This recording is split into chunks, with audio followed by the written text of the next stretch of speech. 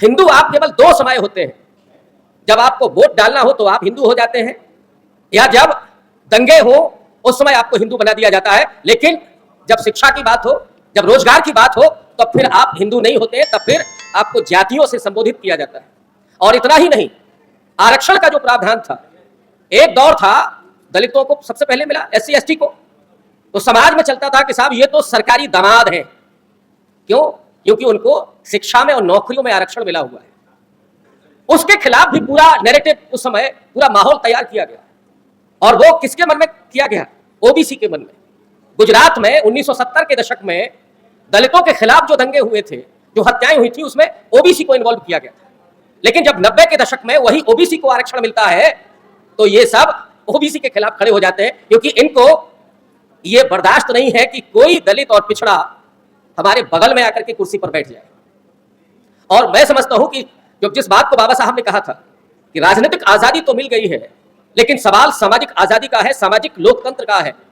और ये काम आजादी के आंदोलन से और उसके बाद तक गांधी और अंबेडकर दोनों लोग जो कर रहे थे, अभी डॉक्टर रतनलाल जी ने नेहरू जी को भी कोट किया, तो ये जो दोनों लोगों का संघर्ष था और दोनों लोगों की जो समन्वित कोशिश थी, वो कोशिश लंबे समय तक तो चल रही थी, लेकिन जैसे ही ये लोग सत्ता में आते हैं, उन्होंने ये चक्र उल्टा घुमा दिया है और संविधान से वो अब मनुस्मृति की बात कर रहे हैं। तो इस समय आपको जागरूक होने की जरूरत है, और इसमें कोई दो राय नहीं है कि ये जो हासिल होना है, ये जो समाधान है, वो पॉलिटिकल है, चुनावी।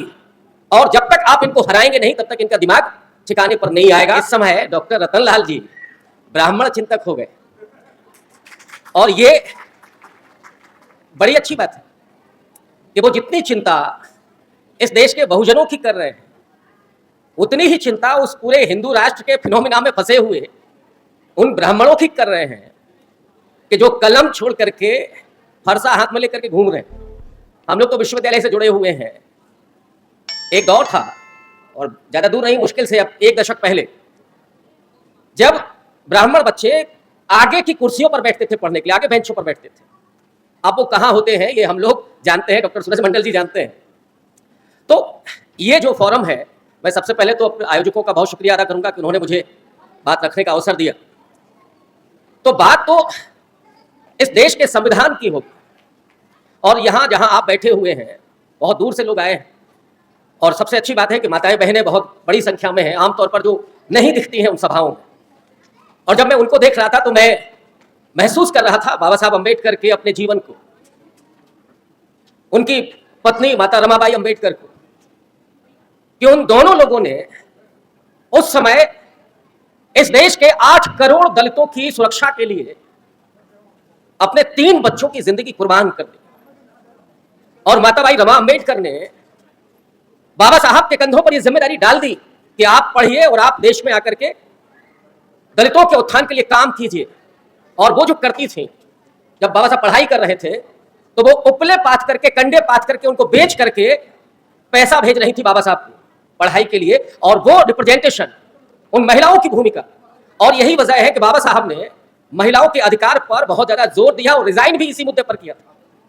और आज अगर यहाँ माताएं बहनें इस संख्या में हैं, तो मुझे लगता है कि ये बाबा साहब के उन संघर्षों की बहुत बड़ी जीत है। दलितों के भीतर तो जो उत्थान हुआ वो तो है ही। और अब मैं आता हूं आज के इस मुद्दे पर। अभी मोदी जी का जो हृदय परिवर्तन हुआ है, अचानक उन्होंने कह दिया कि हम साहब जाति जनगणना करवाएंगे। तो आपको क्या लग रहा है कि ऐसे ही उन्होंने अचानक एक दिन सपना आया कि अब हमें सुध ले लेनी चाहिए? भाई कुर्मी समाज कह रहा है, कुशवाहा समाज कह रहा है, राजभर समाज कह रहा है, नहीं इसका सुध ले लेनी चाहिए, और हम भी तो OBC है। ये अचानक याद आ गया क्या? या असल में ये आपकी ताकत और आपकी आवाज का नतीजा था? इस देश के पूरे आवाम के भीतर, समाज के भीतर इस बात की लगातार जागरूकता हो रही है कि अब समय आ गया है कि जब OBC की भी जाति जनगणना हो। और OBC की ही क्यों हो, जो सवर्ण जातियां हैं उनकी भी गणना हो। और ये सब आप जानते ही होंगे कि SC ST की जनगणना होती है, लगातार होती है, तो उनकी तो आबादी मालूम है कि कितनी है। लेकिन एक बेईमानी ये भी हो रही है कि आबादी के अनुपात में जो रिजर्वेशन बढ़ना चाहिए उस पर चुप्पी है। SC ST का वो भी नहीं हो रहा अभी।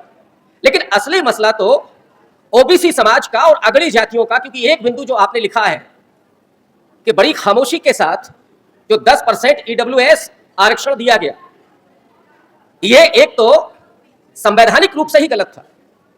आर्थिक आधार पर आरक्षण का कोई प्रावधान है ही नहीं, लेकिन वो कर दिया गया। अब इस समय जो हालात हैं कि लोग बेरोजगारी से, महंगाई से, और इस समय तो जो लोग सोशल मीडिया देख रहे होंगे सिलेंडर से बहुत परेशान है और ढूंढ रहे लोग वो सिलेंडर वाली स्मृति ईरानी कहां है, वो जरा दिख जाए, वो कहें कि इतना दाम बढ़ गया है और खोपड़ी पर रख करके आए, लेकिन अभी कोई नहीं दिख रहा। एक महिला बेहोश हो गई, एक नहीं कितनी हुई होगी जो लाइन में लगे हुए लोग। दूसरा, महंगाई जिस तेजी से बढ़ रही है और सामान्य चीजों की, उससे लोग परेशान हैं। लेकिन कहा यह जा रहा है कि साहब दुनिया की सबसे बड़ी सरकारी योजना मोदी जी चला रहे हैं, और वो क्या है कि 82 करोड़ लोगों को 5 किलो राशन दे रहे हैं। और अभी जिस हिंदू राष्ट्र की बात डॉक्टर रतनलाल जी कर रहे थे, वो असल में यही है कि आपको माने जो SC ST OBC माइनॉरिटी है उसको 5 किलो राशन पर केवल ला करके खड़ा कर दिया जाए, आप खाएं और उनकी आज्ञा का पालन करें। एक आज्ञा पालक समाज बनाना है, क्योंकि संविधान में तो आपके राइट्स हैं, आपके अधिकार हैं। लेकिन जब आप अपने अधिकार की बात करते हैं तो वो पुलिस को लगा करके लाठियां भांजते हैं और आपके हाथों में पकड़ा दिया जाता है, आपके बच्चों के हाथों में कि अभी कोई त्योहार आए तो सेलिब्रेशन के लिए कितना पैसा, और अगर आप कांवड़ लेकर के जा रहे हैं तब तो फिर IG DIG वो फूल बरसा रहे। लेकिन आप मांगिए कि हमारे बच्चों को शिक्षा चाहिए, अच्छी शिक्षा चाहिए, और वो शिक्षा नहीं, जो प्राइमरी स्कूल तो बंद कर दिए। जरूरत थी गुणवत्तापूर्ण शिक्षा की, उन्हें बढ़ना वहां चाहिए था, लेकिन इन्होंने तो उसको भी बंद कर दिया। मैं उत्तर प्रदेश से हूं, उत्तर प्रदेश में हालात ये है कि प्राइमरी स्कूल बंद किए जा रहे हैं, शराब के ठेके खोले जा रहे हैं। तो एक जो समाज है उसको नशे का आदी बनाया जा रहा है लगातार।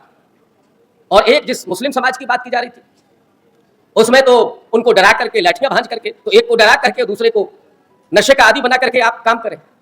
लेकिन असल में जिस मुद्दे पर हम लोग एकत्रित हुए हैं कि अभी जो सरकार बेईमानी कर रही है, कहा तो, लेकिन उसके बाद साहब इस समय जाति का कॉलम नहीं होगा, तो उसके लिए जो आपकी आवाज यहां से उठ रही है, मुझे लगता है कि इसको हम लोग दूर तक लेकर के चलें।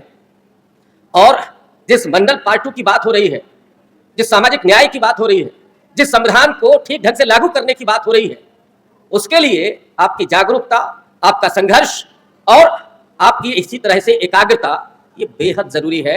अदरवाइज ये जो सरकार जिस पर तुली हुई है कि आपको केवल एक छद में हिंदू राष्ट्र, और वो कई बार लोगों को लगता है कि नहीं साहब हम तो हिंदू हैं ही, तो ये किसने मना किया कि आप हिंदू नहीं हैं?